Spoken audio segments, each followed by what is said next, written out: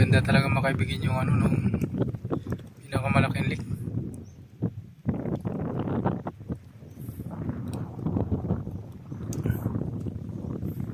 So, may sampagita dito mga kaibigan.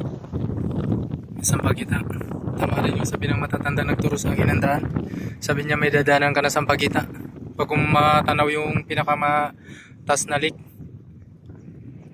o pinakamagandang lake, mataas na rin. Oo nga pala, mataas pala mga kaibigan. Pinakamalawak na lake dito mga kaibigan sa Coron Island. Mula dito sa Coron, Palawan.